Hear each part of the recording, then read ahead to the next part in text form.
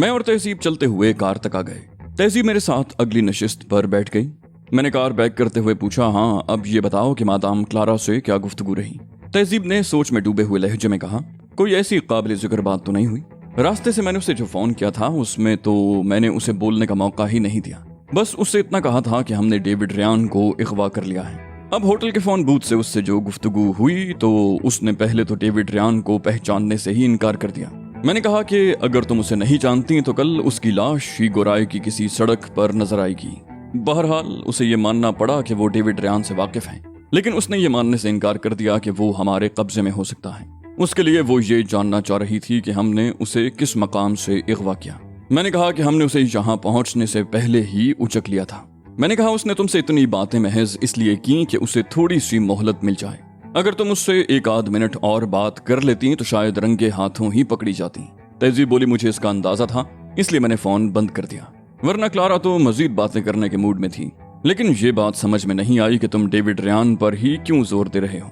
Goethe हिल में यहूदी एजेंटों की फहरिस्त तुम्हें फराहम करने की पादाश में वो पहले ही ज़ेर अताब है। रेंडल ने उसे कत्ल करने का फैसला कर रखा है। उसके अगवा से रेंडल या मादाम क्लारा की सेहत पर क्या असर पड़ेगा। मैंने कहा यह दुरुस्त है कि डेविड को कत्ल करने का उसूली फैसला कर लिया गया है, लेकिन ये तो अंदर की बात है। जाहिरी तौर पर तो उसकी हैसियत एक अहम कारिंदे की ही है। आखिर वो गोयटे हिल में इंचार्ज था। इस अंदाज में सोचो कि रीना सोलोमन इस बात से कैसे वाकिफ हो सकती है कि डेविड रेयान एग्लर का मुजरिम है। उसे तो मादाम क्लारा के आदमी की हैसियत से अगवा किया गया है। चाहो तो यूं भी कह सकती हो कि तुमने उन लोगों के मुंह से निवाला छीन लिया है। कम से कम वो तो इसी अंदाज में सोचेंगे। दूसरी बात यह कि उनकी अना का मसला है। वो ये गवारा कर ही नहीं सकते कि कोई इस तरह उनके मुकाबिल आ खड़ा हो। तहजीब ने हंसकर कहा, और तीसरी बात यह कि रीना सोलोमन को डेविड के बारे में मालूमात कहां से हासिल हुई। मैंने बड़ी संजीदगी से कहा, यह बात भी है। अब उन्हें ये फिक्र सता रही होगी कि उनके और कौन कौन से राज रीना सोलोमन के हत्थे चढ़ गए हैं। अकब से बर्ड की आवाज आई, तुम अपनी खैर मनाओ चीफ। मैं चौंक पड़ा। वो बोला, तुम्हें मालूम है जिस जगह से मैडम ने फोन किया था उसके सामने ही एक काउंटर है जिस पर मुस्तकिल एक शख्स की ड्यूटी रहती है। उन लोगों ने उस शख्स से पूछगिछ की थी। उसने मैडम को देख लिया था और उसने ये भी कहा था कि दोबारा देखने पर वो उस औरत को पहचान सकता है जिसने थोड़ी देर कबल फोन किया था। तहजीब ने चौंक कर पूछा, फिर क्या हुआ। बट ने कहा, वो लोग उसके साथ बाहर तक आए थे, लेकिन उस वक्त तक तुम दोनों वहां से हट चुके थे। अब जाहिर है कि वो उस शख्स को साथ लेकर इतनी बड़ी जगह तो घूमने से रहे।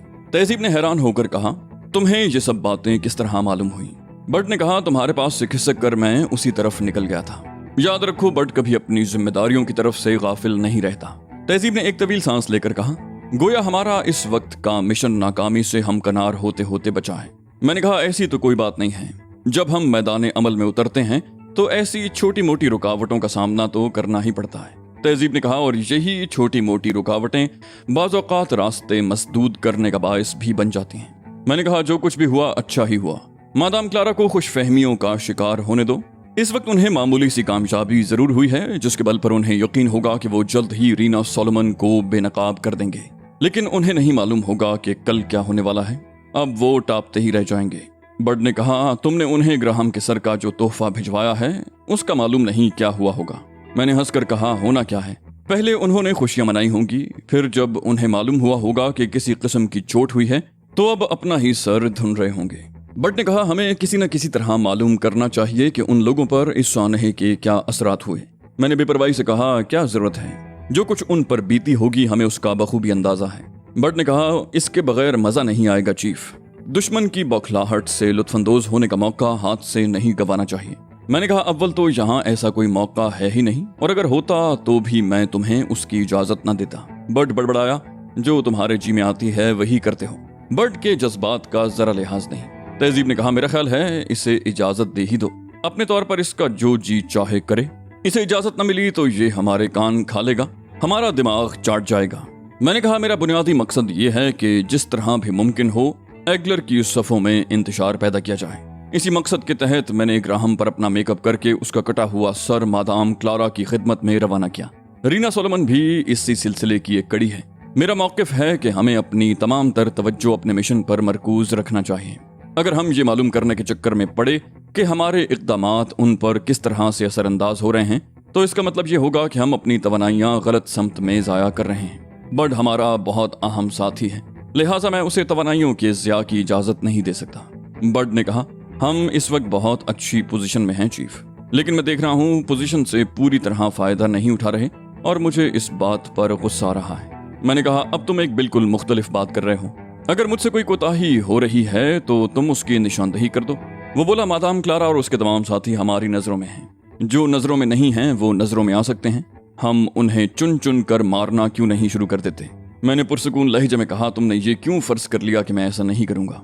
वो बोला, बात फर्ज करने की नहीं है, मैं वही कह रहा हूँ जो कुछ नजरों के सामने है। तुम खुद टेलीफोन करके मादाम क्लारा का कुछ नहीं बिगाड़ सकते। बर्ड खासा भिन्नाया हुआ नजर आ रहा था। मैंने बर्ड से तफरी लेने की गरज से कहा, मैंने बताया ना, मेरा मकसद उनकी सफ़ों में इंतशार पैदा करना है और मेरा मकसद बहुत अच्छी तरह पूरा हो रहा है। बर्ड ने जलकर कहा, ये सिर्फ तुम्हारी खुशफहमी है। अगर इस किस्म की बेसरोपा हरकतों से इंतशार बर्पा होने लगे तो हर शख्स घर बैठे इंतशार बर्पा करने लगे। मैंने कहा, मामला सिर्फ टेलीफोन तक तो महदूद नहीं है बर्ड, हमने उनके एक अहम आदमी डेविड रियान को अगवा भी तो किया है। मेरे लहजे में बदस्तूर शरारत थी।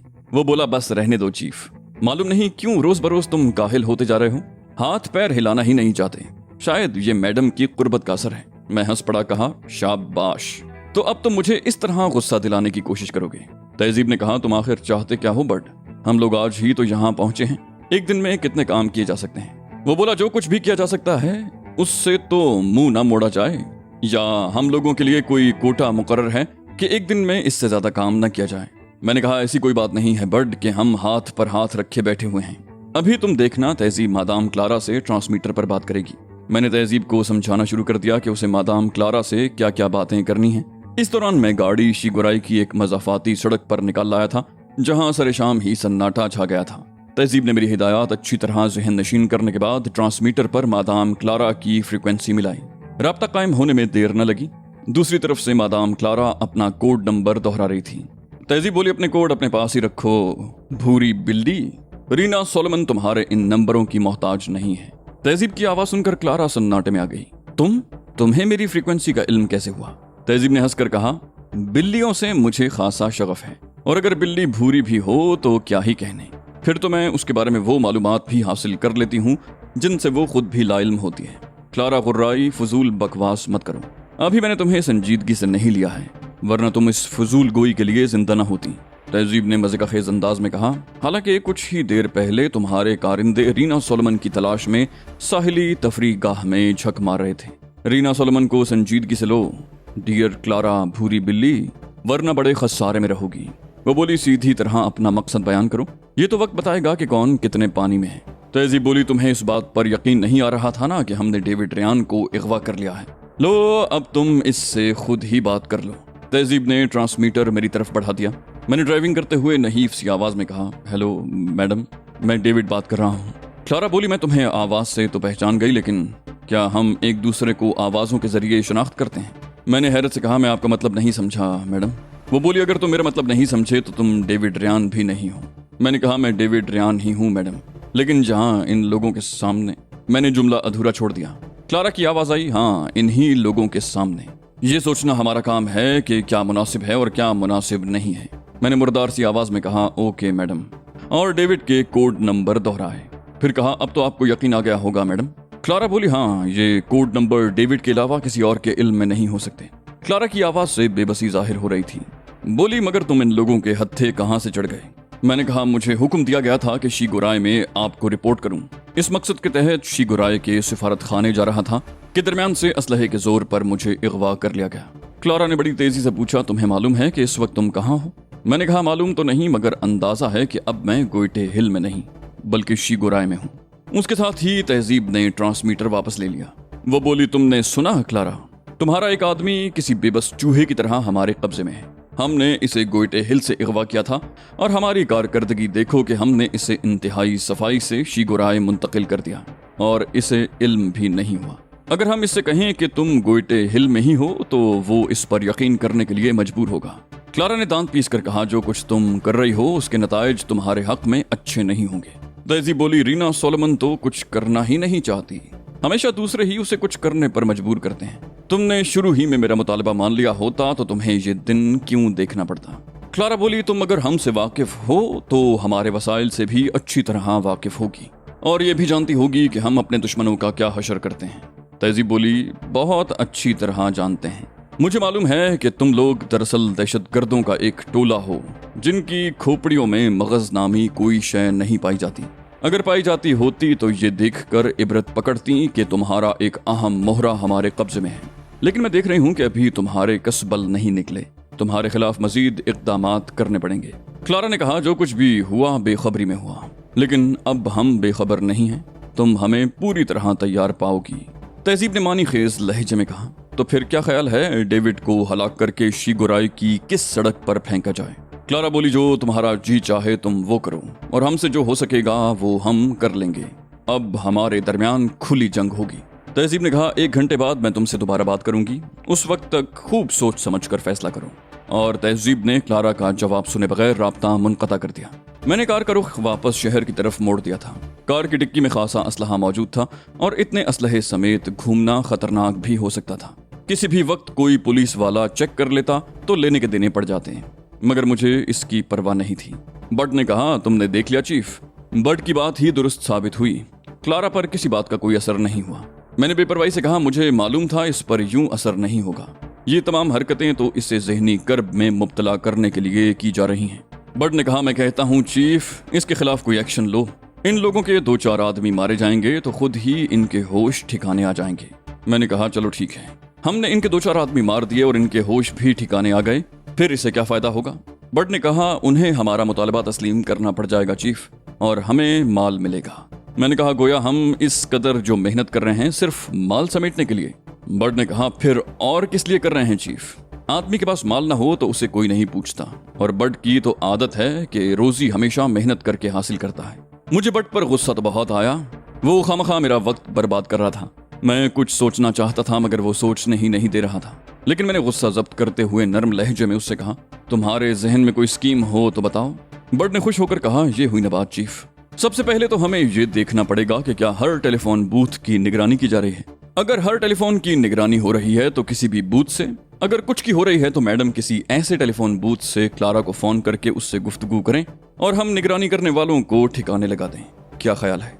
मैंने हंसकर कहा, मालूम होता है तुम्हारे सर पर खून सवार हो गया है बट, ताहम तुम्हारी स्कीम पर अमल करने में इसके सिवा कोई मुज़ायका नहीं है कि इसमें खतरात बहुत ज्यादा हैं। बट ने कहा, तुम तो खतरात में कूद पड़ने के लिए बेचैन रहते हो चीफ, और क्या तुम्हें बट पर एतमाद नहीं रहा? 2-4 लोगों को तो मैं यूं ही ठिकाने लगा सकता हूँ। तहजीब ने कहा, ये एक अहमकाना इक़दाम होगा। शहर की भरी पूरी सड़कों पर उन लोगों से उलझना खतरे से खाली नहीं होगा। मैंने कहा, खतरे से तो कुछ भी खाली नहीं होता। हमारी यहाँ मौजूदगी कौन सी खतरे से खाली है? तहजीब ने जल्दी से कहा, मेरा मतलब है हमें बेजा खतरात लेने से गुरेज करना चाहिए। मैंने कहा, बट हमेशा आड़े वक्तों में हमारे काम आता है। अगर बट को ट्रांसमीटर साथ लाने का ख्याल ना आ गया होता तो हमें थोड़ी बहुत मुश्किल जरूर पेश आती। अब बट ने एक मशवरा दिया है तो इसे कैसे नजरअंदाज कर दिया जाए? ये अलग बात है कि बट को पूरी तरह अंदाजा नहीं है कि हमने भेड़ों के छत्ते को छेड़ दिया है। इस वक्त हर टेलीफोन बूथ के आसपास उसके कारिंदे मौजूद होंगे और उनमें से हर एक के पास ट्रांसमीटर भी होगा। जैसे ही क्लारा को फोन मौसूल होगा, फौरी तौर पर नंबर ट्रेस करने के बाद बूथ के आसपास मौजूद अफराद को अलर्ट कर दिया जाएगा और वो रूबा अमल हो जाएंगे। बट ने कहा, क्या हम में इतनी सलाहियत भी नहीं है कि हम निगरानी करने वालों को पहले ही शनाख्त कर लें? मैंने कहा, अगर तुम्हारा ख्याल ये है कि कोई शख्स टेलीफोन बूथ के ऐन सामने खड़ा बूथ को घूर रहा होगा तो ये तुम्हारी हिमाकत है। निगरानी करने वाले अगर ट्रांसमीटर से लैस हों तो उनकी अफादियत खत्म हो जाती है, इसलिए कि रीना सोलोमन को कोई भी नहीं पहचानता। कोई एक्शन लेने के लिए निगरानी करने वालों को रहनुमाई की जरूरत होगी जो उन्हें ट्रांसमीटर पर मिलेगी कि इस वक्त फलां टेलीफोन बूथ से कॉल हो रही है, उसे चेक किया जाए। चुनाचे निगरानी करने वालों के लिए ऐन टेलीफोन बूथ के सामने मौजूद होना जरूरी नहीं। वो किसी भी नजदीकी मकाम पर बैठकर इंतजार कर सकते हैं, किसी दुकान में, किसी फ्लैट या मकान में, या फिर किसी रेस्टोरेंट में। और मैंने भी एक रेस्टोरेंट के सामने कार रोक दी। बर्ड ने अहमकाना अंदाज में पूछा, क्या इस रेस्टोरेंट में भी उन लोगों में से कोई मौजूद होगा? मैंने झुंझलाकर कहा, बेवकूफ आदमी, यहाँ तो हम चाय पियेंगे, थोड़ा बहुत वक्त भी गुजर जाएगा। रेस्टोरेंट में कुछ मेजें आबाद थीं, कुछ खाली थीं, रश ज्यादा नहीं था। मैंने एक कोने की खाली मेज मुंतखब की और हम उस पर जा बैठे। तहजीब ने मुझे गौर से देखते हुए कहा, तुम कुछ गैर मुतमईन से नजर आते हो। मैंने मुस्कुराकर कहा, मुतमईन मैं कब होता हूँ? ये अदम इत्मीनान ही तो है जो इंसान को कामयाबियों से हमकनार कराता है। तहजीब ने पहलू बदला, बोली, वो तो ठीक है, लेकिन मैं ये महसूस कर रही हूँ कि बड की तजवीज़ पर बादल नखास्ता अमल करने के लिए तैयार हुए हो।